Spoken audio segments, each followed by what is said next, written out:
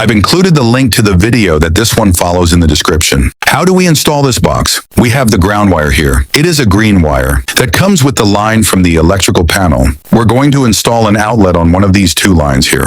Here we can install an outlet like this one with its cover plate, or we can install one like this one with its cover. The difference between the two is that this one is one brand and that one is another. This one is 15 amperes and this one is 20 amperes.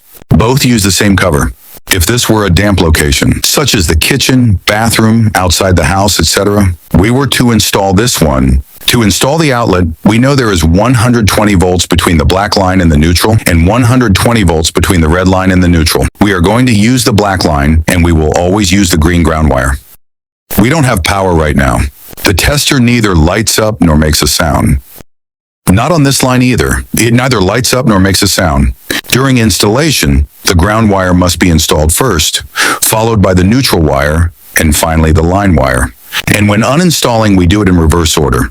First you disconnect the line, then the neutral wire, and finally the ground wire.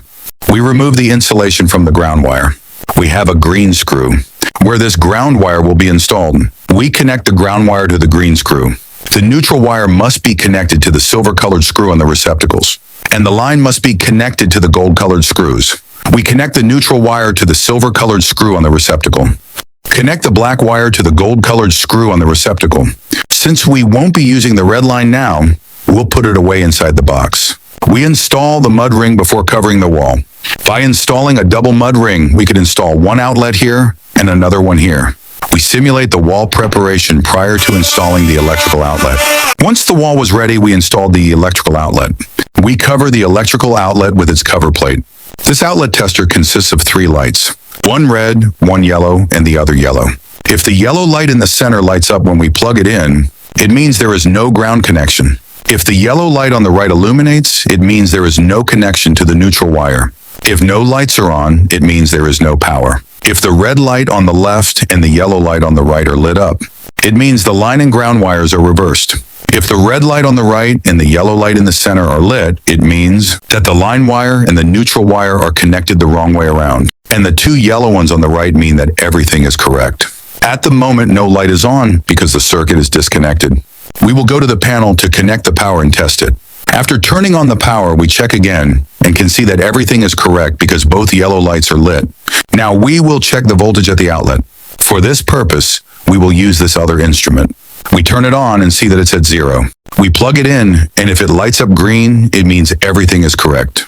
If the red light is on, there is a problem, and shows us the voltage present at the outlet. 121 volts alternating current. Here we have a WR, weather-resistant outlet. It is operational as we can see the green light is on. We turn on the instrument. It lights up green, indicating that everything is installed correctly, and shows 124 volts. Using this test button, we check the operation of the GFCI outlet. If we press the test button, the top button on the GFCI pops out, and the GFCI outlet stops working, and the green light on the outlet turns off. To reset the GFCI outlet, simply press the upper test reset button, and it will start working again. And the GFCI light will turn green again. And upon testing it again, we confirm that everything is perfect. Green light on the tester and 123 volts AC. Don't forget to hit like, subscribe, and click the bell icon for more videos.